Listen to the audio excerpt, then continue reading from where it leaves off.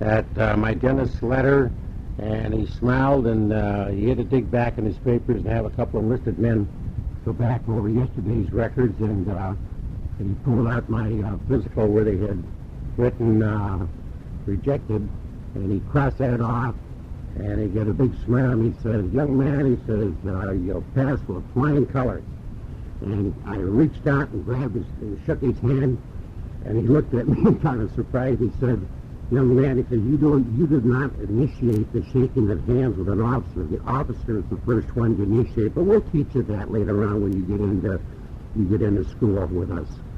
So I was the happiest guy in the world, and I was beaming and smiling and patting everybody on the back, and that was the last test that we had. We've gone through all the other tests, and everything met with flying colors, and I was advised that you'll get a written notification that you have passed the physical, which did come out in about 3 days. And then on that letter, they also had a note attached giving me the time for the written exam. So I boned up some more on all this drinking calculus and everything I could think of that would be coming up on the written exam, and reviewed a lot of English.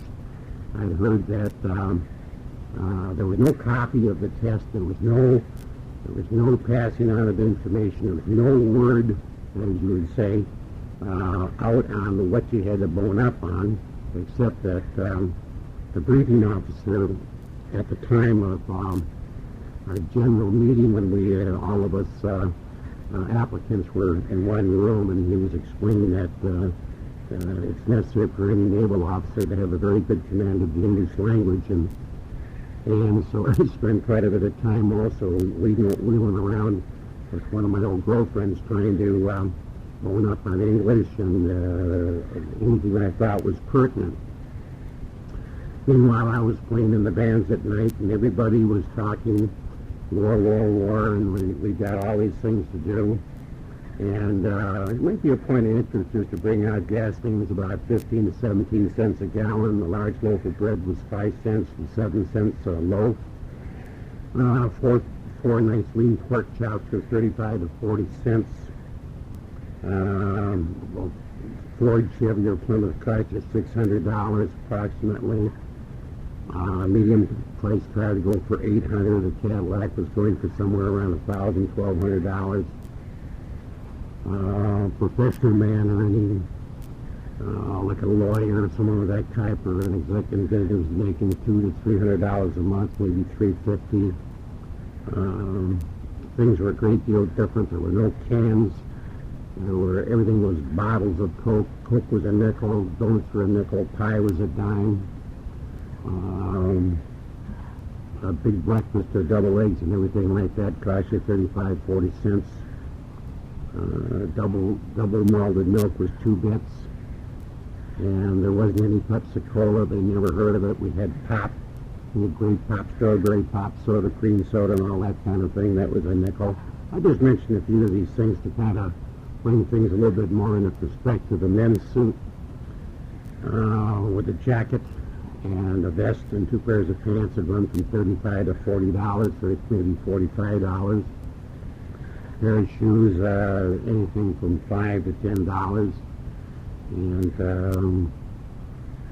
things that were a great deal different. Popcorn was a nickel. Movies were a dime. For children, I think it was 2 bits for adults. I just mentioned a few of these things as a kind of a feat, and just to let you know what it was at that time. So, anyway, getting back to it, the day of the exam came, and I came out there, and I was sweating under both arms and not knowing what it was. And there was about 50 to 55 of us that were going to take this test. So they put us into an old hangar, and where they had the chairs set so darn far apart that you couldn't possibly cheat or look at anybody's paper. And the fellow running the test had a personality like an axe, and nobody was in a very frivolous mood. We were all just passed up in front of the desk and picked up our test and went over, and they told us to put a face down on that, and then He gave us some brief instructions on how to do the test. He said the test is going to probably run for some of you that will have no problem. You should be out of here in 4.5 hours. Others of you, maybe take another 3 or 4 hours. It all depends on you individually. So I sat down, turned over the test, and I was dramatically surprised that the majority of the test had to do in the mathematical line rather than as much English as I had thought and had heard and rumored. So I went through the test, and we took a break after 3 hours, and that turned out to be my halfway point. It took me 6 hours to complete the test, and I was one of the last, about the last 20 to bring the paper up. And during the test, as you recall, Kimmy, and I was reminded of it, when you took your math test, that some people got up shortly after the test started and just walked out. We had the same thing. We had about seven or eight fellows just exited the room within a half an hour after they sat down. And it was a real challenge, and I wanted so much to get into the V5 program that I just worked my head off at it and double-checked everything and triple-checked everything, which probably just added to my time, but I wanted to be sure that there was going to be no horse-ups in this thing. And after all, I was sitting down as a high school grad going against these guys with 2 years of college, so it was a little different for me, a lot different. And so I went up to brought my paper up finally, and there was a lieutenant there, and he said that I was standing around and kind of smiling and looking at him and everything, and he wondered if there's anything I could do, and I was just saying, well, is there any way that how soon will the papers be graded, and how soon will we know?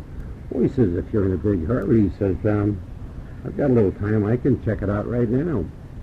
And I said, thank you, sir. And so he had his regular guide program down and put that little form over the top of the test and started going down. And I fell through the floor. I got about 3.75 on the test out of a possible 4. And he says, congratulations. He says, I think I can be the first one to call you cadet. God, I was sailing right in the air. I was shaking hands and jumping up and down. That was absolutely the happiest day of my life up to that point. This was the greatest thing that ever happened. I got through both the tests, and the only sweat I had now was if that transcript that I'd faked with Donnie Freeman was going to be double-checked or anything of that kind, which it turned out it wouldn't, because the doctor, the lieutenant down there had said that all that had been cleared through and that this was the final word, and so boom. So I said, what do we do now, sir? And he said, you just go home and await your orders, and you'll be getting orders presently, to proceed to your first station. So that was really exciting. The first station consisted of 12 of us getting down to Winona, Minnesota in a Navy bus, and they were going to take us down on an elimination to determine if we really had the aptitude and for flying. If this was really going to be our cup of tea. Sure, we'd pass the physical. Yes, we'd pass the written test. But how would we coordinate? How were we going to be able to do this? I said there was 12 of us went down in the first load, and then there was a second load that came down of 12 more, which was 24 of us. They put us into the YMCA down there, and the YMCA, I think, was built just after the wigwams were, and this thing was a real old rickety place, and the chow was horrible. So they moved us from there out to a Catholic school, St. Mary's, out at the other part of town, way up on the hill someplace. We had a guy called Brother Gerald that was in charge of us. Well, the food was edible, but not much better than down at the Y. And Brother Gerald was in charge of our whole group, and it was his job to see that we would take our ground school and our flight elimination from him. And so they went something like we'd spend a half a day at ground school and a half a day at flying. So we go out to this little airport, this little private airport, and the Navy Department had assigned certain civilian instructors to kind of check us out on what a rudder was and what a stick was and what a propeller was. And so we were getting our basic instruction in aerodynamics and the theory of flight, and along with other courses in some preliminary things of Navy lore and navigation and so forth. But we had some very interesting times down there. When we weren't actually flying out the field, we would be helping in every way we could, and that didn't make any difference if you were sweeping this or cleaning off an airplane or whatever you had to do, or listening to other instructors tell you about things not to do.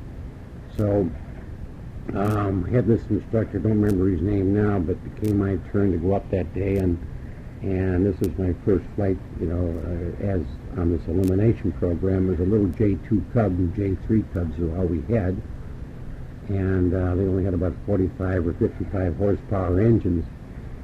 And so we take off that day, and kind of exciting because we took off right into the great big hill there that surrounds Winona. And I thought, well, this ought to be interesting, and so it was all strange, and it was kind of cold weather, so we had heavy jackets on, and he'd take me up, and he was talking to me about how an airplane flies and what we do and how we coordinate, and then he asked me to put my hand onto the stick over his. I sat behind him, he sat in front, and he said, you just kind of follow through and put your feet on the rudders and kind of follow through and do what I do, and see how easy it is to do this.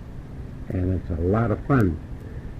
And some dark clouds had come over, and we were into a weather cell. In just a few minutes, we'd gone up over the river, down Mississippi River, and we're making a turn. Well, all of a sudden, the plane is just jumping up and down, and we're up 300 feet and down 400 feet and up 300 feet, and the thing is just, the pilot's having a heck of a time, so he says, I'll take the controls, please, get off the controls. So this big wind shear comes up, and we have this real enormous wind come up, and I don't know if it was 40 or 50 or 60 miles an hour, whatever it was.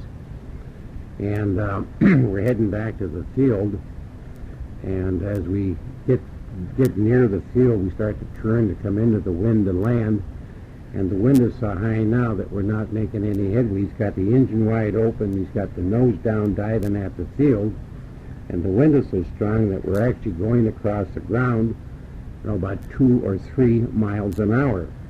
And it's taking the longest time. We were just about 2 blocks away from the airport, and it's taken forever and ever to get there.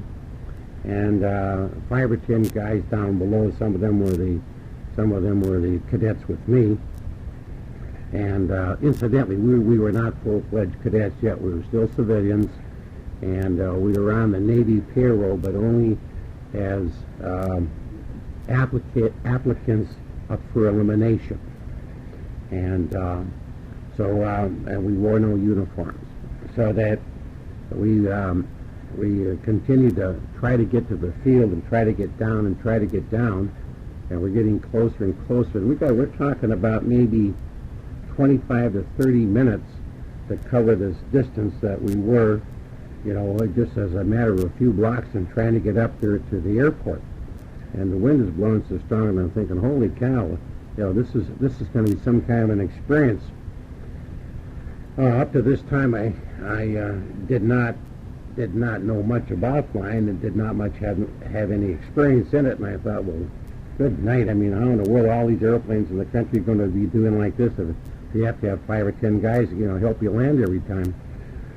So as we're getting closer to the airport, he opened up a little door on the side of the Cub, and he was hollering, the wind was blowing, and these guys could hardly stand up. The wind was so strong, and they grabbed the struts. And the idea was that they would grab the struts. They had a couple of instructors helping the other applicants down there, and telling them what to do. And so they all grabbed, 5 of them grabbed one side of the airplane, and 5 grabbed the other side, and they all grabbed on the struts on the wing. And at that precise moment, the instructor shut the engine off, and there wasn't any landing. The wheels just came down to the ground. The guys grabbed the wing struts, and we turned off the engine, and that was it. And so all of us pushed the airplane back, with the wind blowing, and it was trying to tip it over all the time. And I thought, this was really a hot dog introduction into flying. We were down there for only about 2 months, and the flying wasn't really much. They would take you up, and the little J2s couldn't do a lot of maneuvers of any kind, but they were more concerned about your coordination and your attitude towards flying. Most of our progress was made actually at the ground school level, and of course it came Friday and Saturday night, and then we were going to go out, and they had a Catholic girls' school over there called St. Teresa's. So we thought, hot damn, we'll get a chance to, take some of these girls out. And so Brother Gerald told us, now we have to be gentlemen, and we have to do this, and these girls don't drink beer, and they, there's no foul language, and you have to be real gentlemen. Yes, sir, yes, sir. Okay, brother, we'll do it. So we get the old bus, and we tear over to St. Teresa's, and we pull up there to the gate, and there's a sidewalk up to the front door, and all of a sudden, bang, bang, bang, all these great big floodlights go on, and good night, it looked like Alcatraz. And so there was these sisters standing up there by the front door, and Brother Gerald leads our little parade of we were about 15 or 20 of us, and we go up there, and these sisters are just scowling at us and just looking us up and down, and we're required to come into this room and introduce ourselves, and the sisters would be in charge of picking out who would get an escort and which girl would be escorted by who, which, went over like a Led Zeppelin with us guys because we wanted to pick out our own girls, but we thought we'd go along with this thing anyway. And so then we were allowed to walk out, and we weren't allowed to touch them. They would just walk beside us, and so we walked out to the bus, and a couple of us guys are looking at each other thinking, geez, what kind of a deal is this?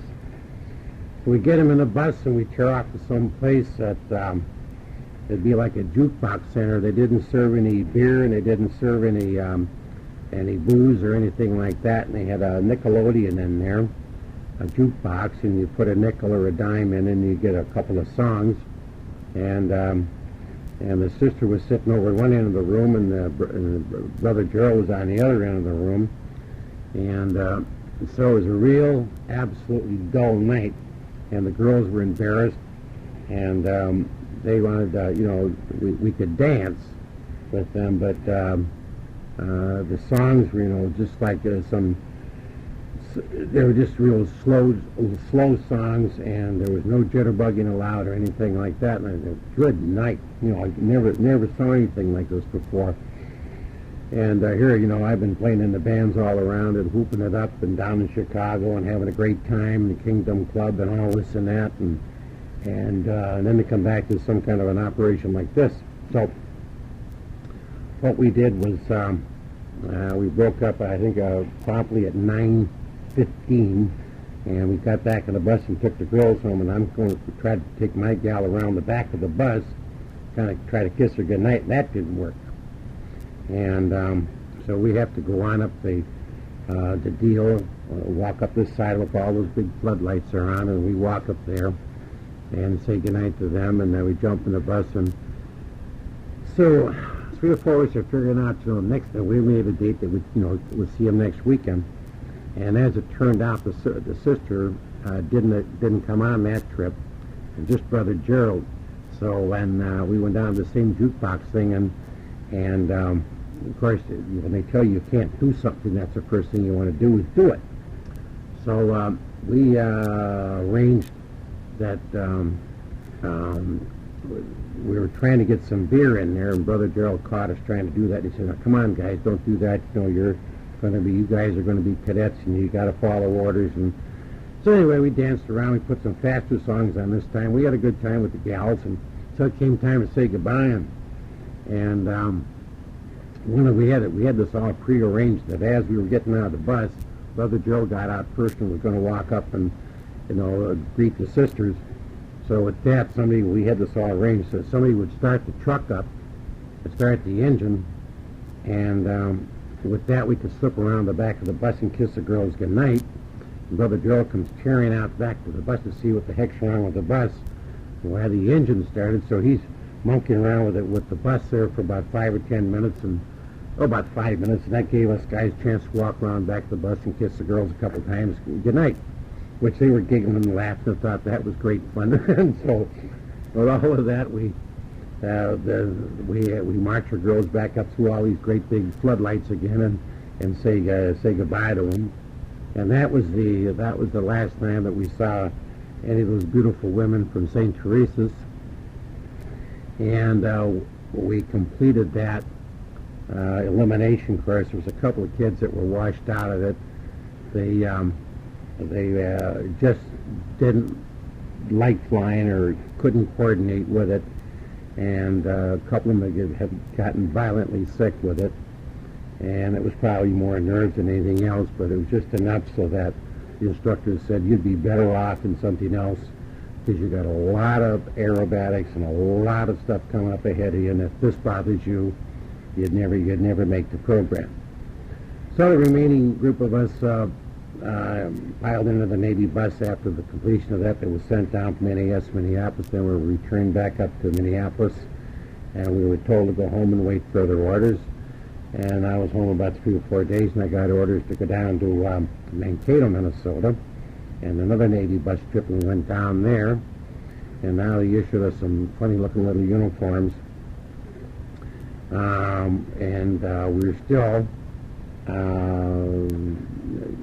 cadets, more or less at large. We weren't officially in as yet. This was elimination program number 2. Now these engines were a couple hundred horsepower, and biplanes, open cockpit. It was very cold weather, so we had these sheep-lined flying suits that they'd put on us. And my instructor's name was Abe, and we would go up and fly around, and we would start right out with the basics of flying. So we'd get on the stick, and we started doing our lazy eights and learning how to make turns without losing a lot of altitude, and learning how to do a loop.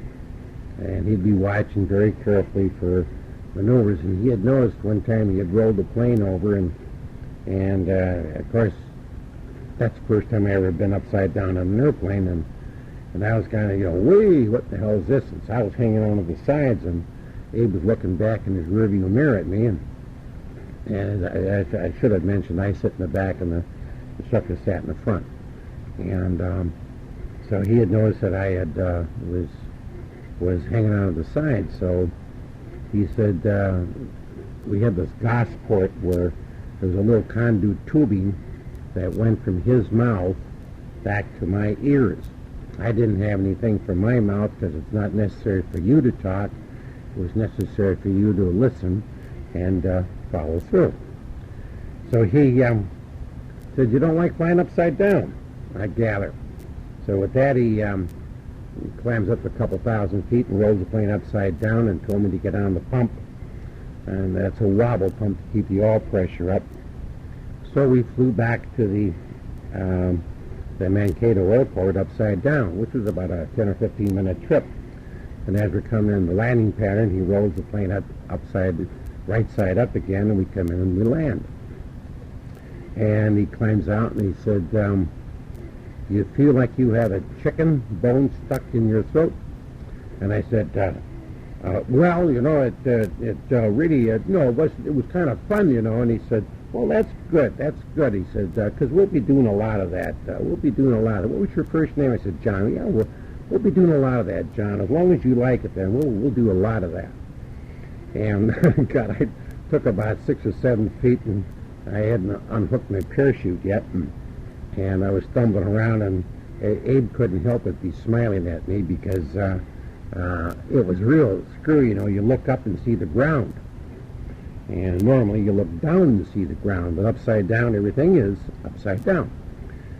So we were having ground school there, and we would go to dances and meet the gals, and it was a little more open there. There we could snitch a little beer and get away with it, and there wasn't the atmosphere that ridiculous St. Mary's and St. Teresa's.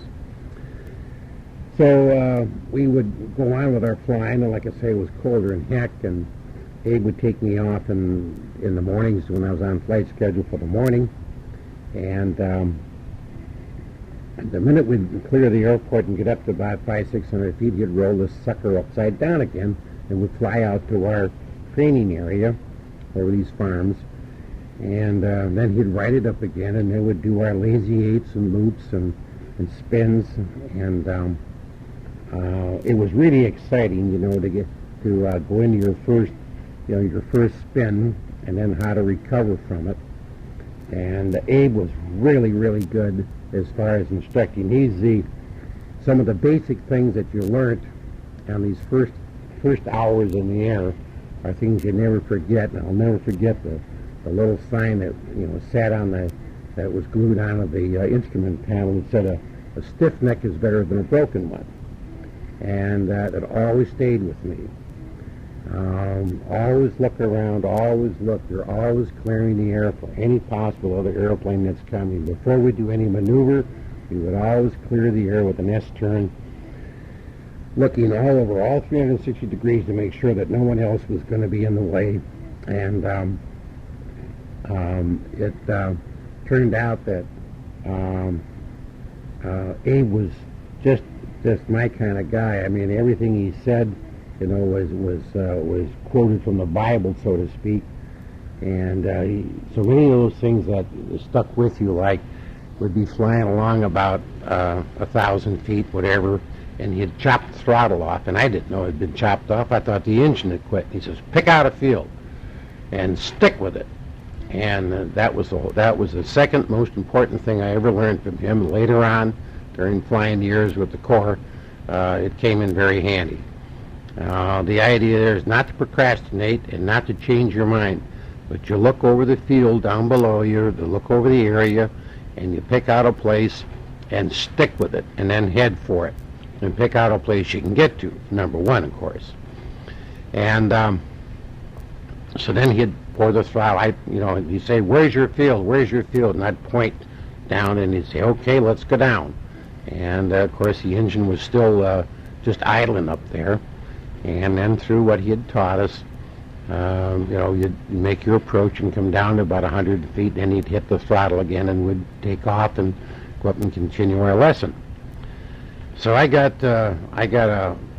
was very fortunate in having such a really expert pilot teach me that it was very easy for me when I got to primary in the Navy program. So Abe and I got along very well, and I appreciated all of his ideas. And meanwhile, at no time during this elimination did we ever fly the airplane alone. There was no such a thing as soloing. What the instructor's duties were was to look us all over to see if there was any fear. And I remember one day he went into a real violent left turn, and I leaned right. I leaned away from the turn, and he idled the engine right away, looked back at me, and he said, why did you move to the right when we turned left? And I said, I just wasn't ready for the turn, sir, and hollering as loud as I could over it because I don't have a mic. And he said, let's do it again. And so we went up into a turn, and boy, did I lean into that turn. As a result of that, he talked to me quite a bit. You are part of that airplane. That airplane is just like a woman. You got to treat it good. You got to respect it, and you go right with it. You're part of that airplane. Don't ever, move away from the airplane. Don't go move yourself the opposite way. You're part of that plane.